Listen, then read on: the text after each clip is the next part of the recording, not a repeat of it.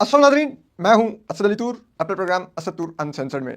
आज हम बहुत ही तशवीशनाक और तहलका खेज खबर लेके आ रहे हैं कि किस तरह से अब चीफ जस्टिस याहिया अफरीदी की सरबराही में 3 रुकनी बेंच ने इस वक्त इस्टेब्लिशमेंट को मज़ीद मौका दिया है कि वो फर्दर पॉलिटिकल इंजीनियरिंग करें, पीटीआई को कट टू साइज करें, जो लोग इस्टेब्लिशमेंट से तावन नहीं कर रहे उनको डिसक्वालीफाई करें, इंसाफ का कत्लेआम करें। पहले ही मुल्क में इंसाफ खत्म हो चुका है। आप 9 मई के ट्रायल के साथ क्या खेल खेला गया हम आपको बताते हैं ज़रा। आज आप सुनिए और फिर आपको अंदाज़ा हो कौन कहाँ पर खड़ा है। इसके अलावा आज हम बात करेंगे जो इस्लामाबाद में एक कॉन्फ्रेंस हुई है जो पाकिस्तान में मादनियात और इनके ऊपर, उसमें वज़ीर-ए-आज़म शहबाज शरीफ साहब भी थे, army chief general Nasir Munir साहब भी थे, वज़ीर आला पंजाब मरीम नवाज़ साहिबा भी थीं, वज़ीर आला सिंध मुराद अली शाह साहब भी थे और वज़ीर आला बलूचिस्तान सरफराज बुगटी साहब भी थे। ज़रा उसमें भी जो कुछ दावे किए गए हैं, कुछ बातें की गई हैं, उस पर भी बात करते हैं। तो देखिए, पहली बात तो ये है कि इस कॉन्फ्रेंस में जो वज़ीर आला के पी हैं अली मीन गंडापुर वो नहीं थे, हालांकि मैं उनका नाक़िद हूँ, लेकिन क्यों नहीं उनको बुलाया गया? चारों वज़रा आला का होना चाहिए था उसमें। क्या के पी में मादनियात नहीं है? क्या वज़ीरिस्तान से तांबे के ज़खायर नहीं निकले हुए, लोहे के नहीं निकले, वो लोहा निकाला नहीं जा रहा वहाँ से? कोयले के ज़खायर नहीं है क्या वहाँ पर? क्या अभी आज खबर लगी हुई थी कि वज़ीरिस्तान में गैस और ऑयल के ज़खायर निकले हैं? तो क्या के पी का स्टेक नहीं बनता? और फिर दूसरी बात, शहबाज शरीफ साहब ने कहा करीब ट्रिलियंस ऑफ डॉलर की मादनियात हैं बलूचिस्तान में और वो हम खुद निकालेंगे और बड़ा ये वो। भाई खुदारा, पहली बात तो ये है कि हम ये तमाम का तमाम सोने और तांबे के ज़खायर का ठेका एक कैनेडियन कंपनी को दे चुके हैं। ये सोने और तांबे को छोड़े, हीरे जवाहरात और सोने के ज़खायर अफ्रीका में भी निकले हुए हैं। दुनिया के सबसे बड़े ज़खायर हैं वो। एक अफ्रीकी मुल्क अपने ज़खायर खुद नहीं निकाल सका। अंग्रेज़ों ने, गोरों ने आकर वहाँ से उनकी कंपनियों ने ज़खायर निकाले और लेकर चले गए। उनको खुद अफ्रीकी मुल्कों को कुछ खास नहीं मिला। यही हाल यहाँ पर भी होने वाला है। क्या आप कौम को झूठे ख्वाब दिखा रहे हैं? इमरान खान साहब प्राइम मिनिस्टर बने थे तो उन्होंने कहा कि वो जो बहिरा अरब है ना, पाकिस्तान के साहिल के पास, वहाँ पे खरबों डॉलर की गैस ज़ेरे ज़मीन है, समुंदर की तह में। 1 टके की गैस ना निकली। और तब इमरान खान साहब भी बता रहे थे कि बैरून मुल्क से लोग नौकरियां करने पाकिस्तान आएंगे, इतनी गैस निकलने वाली है। वो हो क्या निकला? अब वो जी शहबाज शरीफ साहब बता रहे हैं कि जी ट्रिलियंस ऑफ रुपये के, खरबों रुपए के पाकिस्तान में मादनी ज़खायर हैं, हम निकालेंगे और हमारी IMF के ऊपर से ज़रूरतें भी खत्म हो जाएगी। कौम को ये झूठे ख्वाब हम दिखाना क्यों नहीं छोड़ते कि कोई मुआवजा होगा, इतने की गैस निकल आएगी या इतने का पेट्रोल निकल आएगा या इतने का सोना निकल आएगा या इतने का तांबा निकल आएगा और फिर इस मुल्क की किस्मत फिर जाएगी और वो दूध और शहद की नहरें बहरी होंगी जो खैबर से निकलेंगी और रहीम यार खां से गुजरते हुए कराची तक जाएंगी। क्या ये हम कौम को झूठे ख्वाब दिखाते हैं? जब तक हम अपने लोगों पर इन्वेस्ट नहीं करेंगे, उनको ट्रेनिंग नहीं देंगे इंजीनियरिंग में, दीगर शोबों में, IT में जिसका फ्यूचर है। इंडिया पूरी दुनिया में आज IT प्रोफेशनल्स, डॉक्टर्स पूरी दुनिया में भेज रहा है, साइंटिस्ट भेज रहा है। आज तमाम बड़ी जो IT की या टेक्नोलॉजी की फर्म्स हैं, गूगल से लेकर फेसबुक से लेकर आप एडोब से लेकर आप जो जो कंपनी उठाएं, उसके CEOs या चीफ फाइनेंशियल एडवाइज़र या चीफ बिजनेस डेवलपमेंट के चीफ या सब कुछ वो आपको भारतीय निजात मिलते हैं। और कोई अल्लाह वास्ते उनको नौकरियां नहीं मिली, वो काबिल थे तो उनको नौकरियां मिली। हम यहाँ पर क्या कर रहे हैं? हम बस जी कौम थोड़ा टाइम और दे दे, सोना निकलने वाला है, उसके बाद तो यहाँ पर लोग बैठ के खाना खाएंगे, किसी को कुछ करने की जरूरत ही नहीं है। तो भाई लोगों को बताएं ऐसा कुछ नहीं मिल रहा।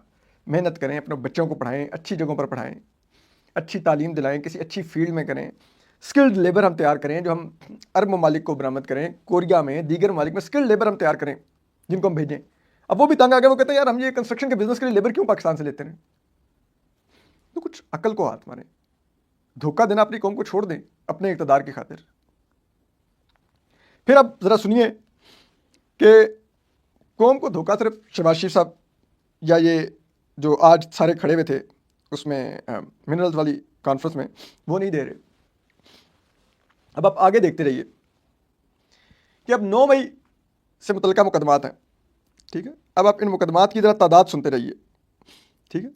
आज ये सुप्रीम कोर्ट में रिपोर्ट करवाई गई है जमा, और सिर्फ पंजाब की है। अभी केपी की नहीं है, अभी जो सिंध में दर्ज है उनकी नहीं है, अभी जो बलूचिस्तान में दर्ज है उनकी नहीं है।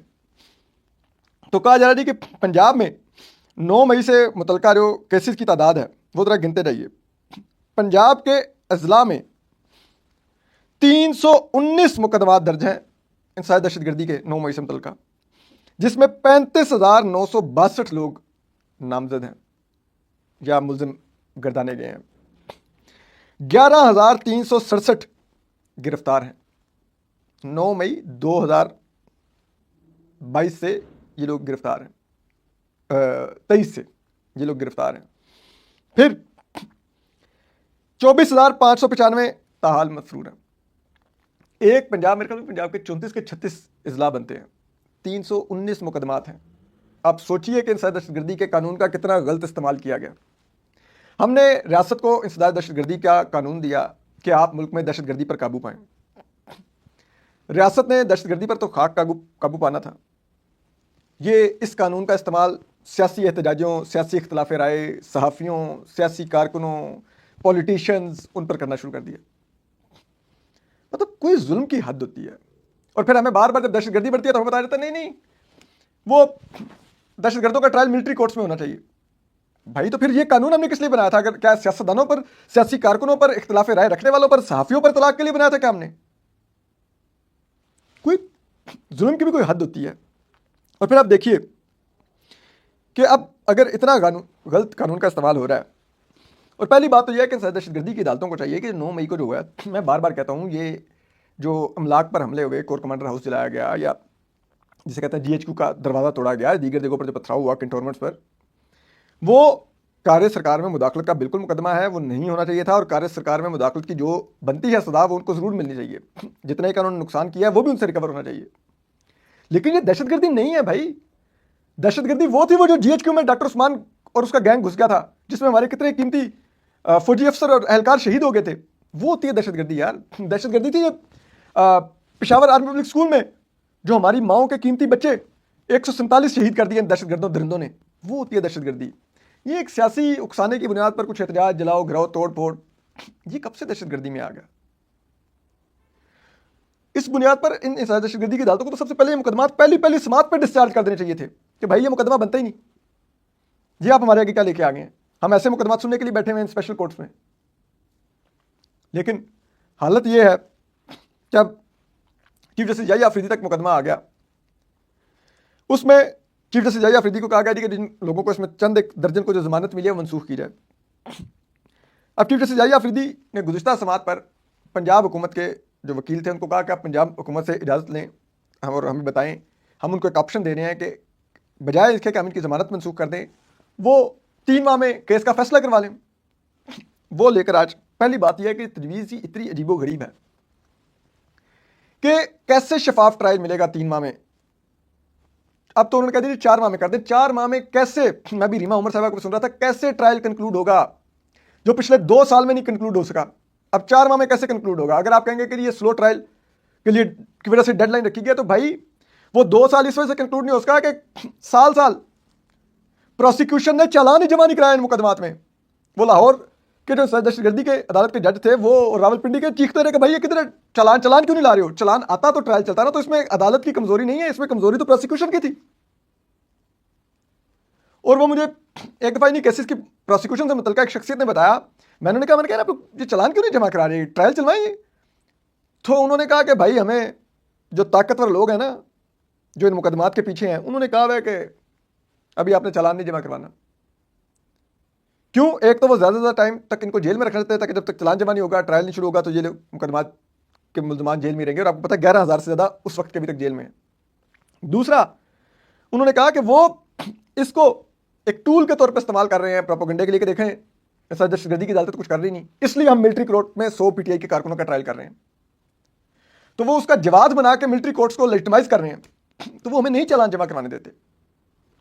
फिर अब बताइए ऐसी क्या जल्दी पड़ गई थी कि आप कह रहे हैं 4 माह में ट्रायल मुकम्मल करें? और अभी आप सुनते जाएं कि समात के दौरान होता क्या है। जो वकील है पंजाब हुकूमत है वो आते हैं और वो आके कहते हैं कि ठीक है, मैंने पंजाब हुकूमत से पूछ लिया। Chief justice Yahya Afridi bench की सरबराही कर रहे थे, उनके साथ जस्टिस शकील अहमद जो पेशावर हाई कोर्ट से आए हुए हैं, और जस्टिस शफी सदीकी जो सिंध हाई कोर्ट के चीफ जस्टिस थे, वो थे इस बेंच में। तो चीफ जस्टिस जाहिद अफरीदी ने कमाल फराख दिली से का मुजाहरा करते हुए कहा, नहीं 3 माह नहीं, आप 4 माह में ट्रायल मुकम्मल करें। तो जो इसमें एक एक्यूज हैं पीटीआई की कारकुन खदीजा शाह, उनके वकील समीर खोसा ने रोस्टम पर आके कहा कि 4 माह में इंसानी दहशतगर्दी के ट्रायल कैसे मुकम्मल होंगे, मेरी मोकला के खिलाफ कई मुकदमात दर्ज हैं। और इस दौरान जो फैसल चौधरी साहब थे, जो अपने भाई फवाद चौधरी साहब के वकील थे, वो भी रोस्टम पर आ गए और उन्होंने कहा कि जी हमारे खिलाफ 35 मुकदमात हैं। इतने कम अरसे में 35 मुकदमात का 4 माह में कैसे फैसला होगा? तो चीफ जस्टिस जाहिद अफरीदी ने फैसल चौधरी साहब से पूछा कि आप किसके वकील हैं? तो फवाद चौधरी साहब के वकील फैसल चौधरी साहब ने कहा कि मैं शरीक मुलजिम फवाद चौधरी का वकील हूँ। तो चीफ जस्टिस जाहिद अफरीदी ने कहा कि आपको नहीं सुनेंगे क्योंकि आपका मुकदमा समाअत के लिए मुकर्रर नहीं है। फैसल सदीकी साहब ने कहा तो फिर आप हमारा मुकदमा समाअत के लिए मुकर्रर कर दें। तब चीफ जस्टिस जाहिद अफरीदी ने अब देखें आप जो फरमा रहे हैं वो कहते हैं, मैं इस वक्त पेशावर हाई कोर्ट का चीफ जस्टिस था जब मशाल खान का मर्दान यूनिवर्सिटी में कत्ल हुआ और उसका ट्रायल 3 माह में मुकम्मल हुआ था। ये ऐसी बुरी मिसाल दी चीफ जस्टिस जाहिद अफरीदी ने। आपको पता है मशाल खान के मुकदमे का ट्रायल पूरी मुल्क में खौफ फैला, सब ने देखा किस तरह से एक यूनिवर्सिटी स्टूडेंट को हॉस्टल से निकाल के उसके रूम से मॉब ने कैमरों पर सबकी शक्लें, सब लोग उन्होंने कत्ल किया, जिंदा उसको मार मार के। पूरा मुल्क हिल गया उस बच्चे के इस बेईमाना कत्ल पर। मौसूफ चीफ जस्टिस उसके कत्ल के ट्रायल की मिसाल दे रहे हैं। और आपको हकीकत पता है, मिशाल खान के कत्ल के एक मुलजिम को भी फांसी नहीं हुई, एक मुलजिम को भी फांसी नहीं हुई। ये कह रहे हैं 3 माह मैंने ट्रायल मुकम्मल करवा दिया था। क्या ऐसे ट्रायल को चूमना चाटना जिसमें कैमरों पर शक्लें नजर आई फिर भी किसी को फांसी ना हुई? फिर चीफ जस्टिस आगे क्या फरमाते हैं, कहते हैं इंसदाद दहशतगर्दी की अदालतों पर एतमाद करें। इंसदाद दहशतगर्दी की अदालतें परफॉर्म कर सकती हैं, ये चीफ जस्टिस जाहिद अफरीदी फरमा रहे हैं। अब मालूम नहीं चीफ जस्टिस को ये लगता है कि हम मरीख पर रहते हैं या वो मरीख पर रहते हैं और उनको पता नहीं पाकिस्तान के ज़मीनी हक़ाइक़ क्या है, और वहाँ से सीधे आके वो कोर्ट रूम 1 में लैंड करते हैं और फिर वहाँ से वापस मरीख पर चले जाते हैं। क्या इस्लामाबाद हाई कोर्ट के जजेस ने जो ख़त लिखा था उसमें उन्होंने नहीं बताया हुआ कि इस्लामाबाद में जज के घर पर क्रैकर हमला हुआ जब उसने, जो लोअर कोर्ट का जज था, जब उसने मुदाखलत मानने से इनकार किया, जो एजेंसियां कर रही थी। क्या उसी केस में लाहौर हाई कोर्ट के तमाम जजेस ने एक मुश्तरका खत में सुप्रीम कोर्ट में रिपोर्ट जमा नहीं करवाई कि पाकिस्तान में सबसे ज़्यादा मुदाखलत इस्टेब्लिशमेंट की और एजेंसियों की वो इंसदाद दहशतगर्दी की अदालतों में और एहतसाब अदालतों में है? क्या पेशावर हाई कोर्ट के जजेस ने खत लिख कर नहीं आगाह किया कि किस तरह से जजेस को इंसदाद दहशतगर्दी की और दीगर और आला अदलिया में पेशावर से के जजेस को किस तरह से अफगानिस्तान के नंबरों से तालिबान से धमकियां लगवाई जाती हैं जब वो एजेंसियों की डिक्टेशन लेने से इनकार करते हैं? क्या सरगोदा में इंसदाद दहशतगर्दी की अदालत के जज के अदालत पर फायरिंग नहीं हुई, उसके घर पर, उसके गांव में बहावलपुर में हमला नहीं हुआ? क्या रावलपिंडी के इंसदाद दहशतगर्दी की अदालत के जज ने जब 9 मई के मुल्ज़िमान की कुछ की ज़मानतें ली तो उसको हटाने के लिए एक फ्रिवलस एप्लीकेशन हुकूमत ने chief justice Lahore high court जो उस वक्त के होते थे चीफ जस्टिस शहजाद मलिक को नहीं भिजवा दी थी, जो जुर्माने के साथ खारिज हुई? क्या सरगोदा के इंसदाद दहशतगर्दी की अदालत के जज का खत और रिपोर्ट उस वक्त के chief justice Lahore high court Shahzad Malik साहब ने नहीं भिजवाई थी सुप्रीम कोर्ट को? क्या चीफ जस्टिस ने वो रिपोर्ट्स नहीं पढ़ी या उनको पता नहीं है? क्या वो उस बेंच में नहीं थे? क्या थे वो कि उनको कुछ नहीं पता कि ज़मीन पर क्या हो रहा है? क्या इंसदाद दहशतगर्दी की अदालतों के साथ खड़े होने वाले चीफ जस्टिस शहजाद मलिक साहब को निशाने इबरत नहीं बनाया गया कि उनको लाहौर हाई कोर्ट की चीफ जस्टिस से हटा के सुप्रीम कोर्ट में लाके डंप कर दिया गया? क्या उनकी बेटी के खिलाफ और उनके खिलाफ एक पूरी कैंपेन ना लॉन्च की गई? क्या उनकी बेटी के यहां से वारंट तक ना निकाले गए? वजह क्या थी? गुस्सा वही था। जहां पर इतना खुला पैगाम रियासत देती हो, एजेंसियां देती हों कि जो अगर लाहौर हाई कोर्ट का चीफ जस्टिस था, अगर वो हमारे साथ नहीं खड़ा हुआ तो देखो हमने उसका क्या हासिल किया। मैं चीफ जस्टिस उस वक्त होते थे, अब जस्टिस शहजाद मलिक की बात कर रहा हूँ। और उन्होंने इंसदाद दहशतगर्दी की अदालतों के जजेस को दिखाया कि हमने इस जज को सुप्रीम कोर्ट भिजवाया है, इसकी किरदार कुशी की मुहिम चलाई है और हमारा कोई बाल बीका नहीं कर सका, और तुम लोग जिसके सर पे उछल रहे थे उसको भी ठोक दिया, और अब जो लाहौर हाई कोर्ट में आई हैं चीफ जस्टिस आलिया नीलम, उनसे तुम लोगों की ट्रांसफर भी करा दी। जस्टिस आलिया नीलम ने आते सारे दहशतगर्दी की अदालत के वो जजेस हटा दिए, सरगोदा वाला भी, रावलपिंडी वाला भी, जिनको प्रोटेक्ट कर रहे थे रियासत से चीफ जस्टिस शहजाद मलिक। तो अब सोचिए उन मातहत जजेस की क्या हालत रहेगी होगी जो इन दहशतगर्दी की अदालत में बैठे हुए हैं, या जिनको बाद में लगाया गया कि भाई हमने अगर इस्टेब्लिशमेंट की एजेंसियों की ना सुनी तो हम गए और हमें बचाने वाला कोई नहीं।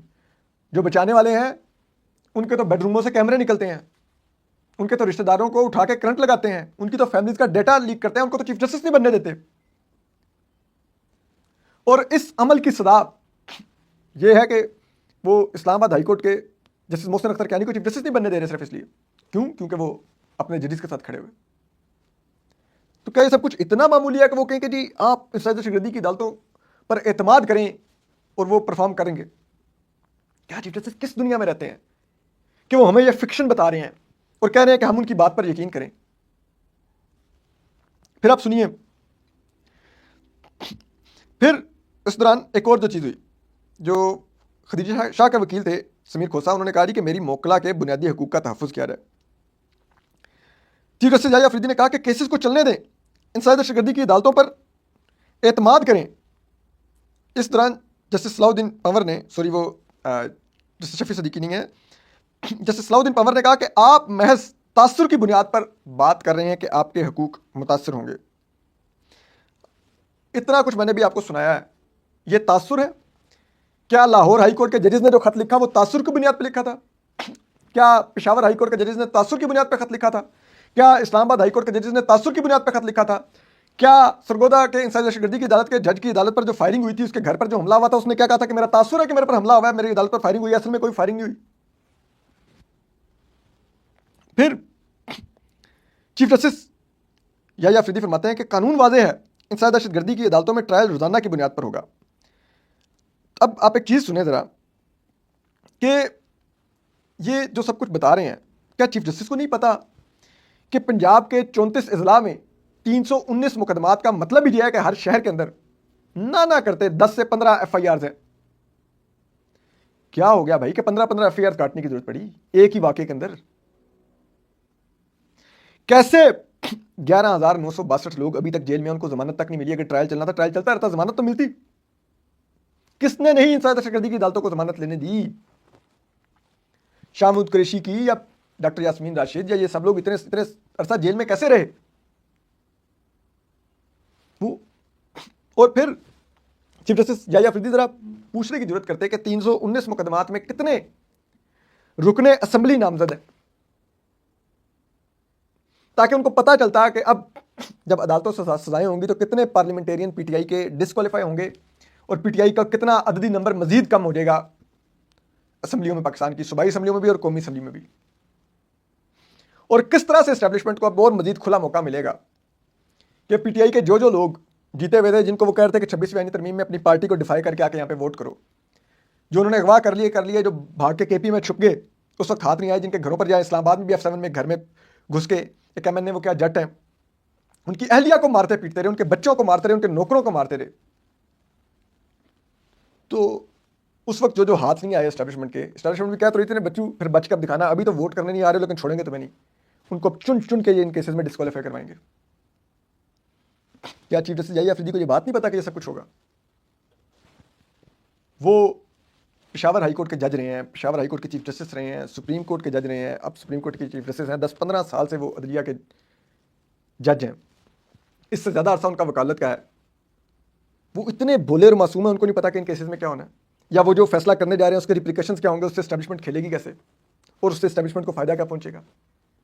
बाकी आपको लगता है कि पोलो के कोटे पर जो चीफ जस्टिस भर्ती हुआ है उसको नहीं पता कि ये क्या होगा?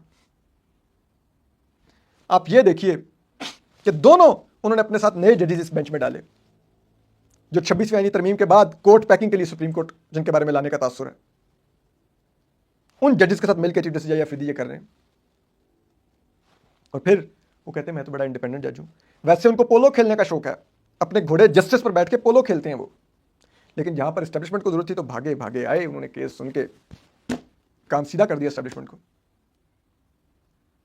मतलब आप कैसे कह सकते हैं कि इसके बाद इस मुल्क में इंसाफ हो रहा है? उनकी मातहत अदलिया का हाल ये हो चुका है कि इस्लामाबाद से 2 भाई उठाए गए हैं। उनकी माँ रोज आके इस्लामाबाद हाईकोर्ट रोती है। हालत यह है, जस्टिस इनाम अमीन मिन्हास, आईजी इस्लामाबाद, जिसकी पुलिस ने 21 दिन में उन 2 नौजवानों के अगवा की एफआईआर तक नहीं काटी, उसको अप्रिशिएट कर रहे हैं कि आपने बड़ी अच्छी कंप्रिहेंसिव रिपोर्ट दी है और मैं अगली समात पर मजीद ऐसी ही पॉजिटिव रिपोर्ट की तवक्को रखता हूं। ये ले लें इंसाफ इन कोर्ट से। और वहां पर वो हमें कह रहे हैं आप हाई कोर्ट छोड़ें, आप तो उससे भी नीचे जो दहशतगर्दी की अदालतें हैं उन पर भी एतमाद रखें, वो भी मैनेज नहीं हो सकती। जहां पर हाई कोर्ट्स की ये हालत हो चुकी है, वहां पर दहशतगर्दी की अदालतों, मातहत अदालतों की क्या हालत रह गई होगी। जहां पर इस्लामाबाद हाईकोर्ट के कायम मुकाम चीफ जस्टिस सरफराज ढोगर की सरबराही में 3 रुकनी बेंच ने, लार्जर बेंच ने ऑर्डर दिया कि मुलाकातें करवाई जाएं साबिक वज़ीर इमरान खान साहब से डेला जेल में, उनके फैमिली मेंबर्स की भी और उनके वकला की भी और उनके सियासी रहनुमाओं की भी। उस ऑर्डर पर 3 हफ्ते से अमल दरामद नहीं हो रहा। एस्टैब्लिशमेंट बूट की नोक पर लिख रही है अदालतों के ऑर्डर्स। वहां पर वो कह रहे हैं एतमाद रखें, बड़ा इंसाफ होगा। जहां पर सुप्रीम कोर्ट के पहले बेंच ने मिलिट्री कोर्ट्स का ट्रायल कालेदम करार दिया और उसके बावजूद एस्टैब्लिशमेंट ने जो 100 पीटीआई के कारकुन थे वो सिविलियन कोर्ट्स के हवाले नहीं किए, अपने पास ही रखे और फिर नया बेंच बनवा के उससे ऑर्डर सस्पेंड करवा लिया। और फिर ये सब कुछ जो अब हुआ, अभी तक वो मिलिट्री कोर्ट का केस चल रहा है, आईनी बेंच के सामने वो लगे हुए हैं जैसे बड़े उन्होंने कोई थीसिस लिखने हैं, कोई मुकाले लिखने हैं उस फैसले के अंदर। हालांकि ले रहे नोट्स तक नहीं है वो वकला के दलाइल के, पता नहीं फिर कैसे वो ऑर्डर लिखेंगे। शायद उनको ऑर्डर फिर वही नाजिल होनी है या कहीं और से नाजिल होना है या किसी और ने पकड़ाना है उनके हाथ में जो उन्होंने जारी करना है, कि उनको फिक्र ही नहीं कि हमने कौन सा खुद ऑर्डर लिखना है कि हम यहाँ पे नोट्स लेके बाद में नोट्स पढ़ के फिर ऑर्डर लिखना होगा। ये जहां पर अदलिया की हालत हो, वो हम सुनते थे कि वो कहते थे कि जनाब आप वकील नहीं जज कर लें, और ये अमलन इस एस्टैब्लिशमेंट और उनकी फॉर्म 47 की प्लास्टिक की शलवार वाली हुकूमत ने करके दिखाया कि उन्होंने पूरी की पूरी सुप्रीम कोर्ट कर लिया है। उन्होंने कहा कि जी जस्टिस मंसूर अली शाह मेरिट और सीनियरिटी दोनों पे चीफ जस्टिस बनता था, हम नहीं बनने देंगे क्योंकि ये हमारा टाउट नहीं है, हम अपनी मर्जी का चीफ जस्टिस कर लेंगे। यही आफरीदी कर लिया, हमें अपनी मर्जी का बेंच चाहिए, हमें किसी का बेंच नहीं चाहिए, हम अपना जज कर लेते हैं। उन्होंने कायनी बेंच बना के अपने भर्ती कर लिया जज उसके अंदर। हमें इस्लामाबाद हाईकोर्ट में कोई जज अपना टाउट नहीं मिल रहा, हम बाहर से जजेस ले आते हैं जी, अपने जज इस्लामाबाद हाईकोर्ट में भी कर लिए। हमें सिंध हाईकोर्ट में मर्जी के जजेस नहीं मिल रहे, हम उधर भी एक आईनी बेंच बना लेते हैं। हमें, और वो आईनी बेंच की वो मुइज़ जाफरी साहब का आप ट्वीट पढ़ें कि वो जनरल से फरहान मलिक गिरफ्तार हुए, क्यों गिरफ्तार हुए कि सिंध हाईकोर्ट ने उनको गिरफ्तार ना करें। वो ऑर्डर इस बुनियाद पर विड्रा कर लिए कि सिंध हाईकोर्ट के जो आईनी बेंच के जो सरबराह हैं वो के आगा साहब, उनको वकील की टाई पसंद आई तो उन्होंने वो डिसमिस कर दिया। किसी की लिबर्टी का मामला था, आपने टाई पसंद आने पर डिसमिस कर दिया। लाहौर हाई कोर्ट में क्योंकि सब अच्छा चल रहा है, इंसान दहशतगर्दी की अदालत के जज भी हट जाते हैं, जो इलेक्शन ट्रिब्यूनल है वहाँ पर भी रिटायर्ड जज लग जाते हैं, और जो जज justice Siraj Malik independent mind के लगा के जाते हैं वो भी हटा दी जाते हैं। बहुत अच्छा काम कर रही हैं चीफ जस्टिस आलिया नीलम साहबा, तो वहाँ पर आईनी बेंच नहीं बनाते, वहाँ पर आईनी बेंच की क्योंकि ज़रूरत नहीं है, उसके बगैर ही सब कुछ काम चल रहा है। जहाँ पर यह अदलिया की इंडिपेंडेंस रह गई हो, वहाँ पर मौसूफ चीफ जस्टिस याहिया अफरीदी कौम को कह रहे हैं आप एतमाद रखें इंसान दहशतगर्दी की अदालतों पर। जहाँ पर आला अदलिया के पल्ले कुछ नहीं बचा, वो कह रहे हैं मातहत अदलिया पर एतमाद रखो। जब इंसान दहशतगर्दी की अदालतों को पता होगा कि भाई यहाँ पे तो सुप्रीम कोर्ट के जजेस नहीं छोड़े इन्होंने, हाई कोर्ट के जजेस नहीं छोड़े, तो हम किस खेत की मूली हैं। वो उस रियासत की मंशा के अगेंस्ट, उस एस्टेब्लिशमेंट के मुंह जोर घोड़े के सामने कलमा हक कहेंगे, आपको लगता है? वाह, अपना ख्याल रखिए, अल्लाह हाफिज़।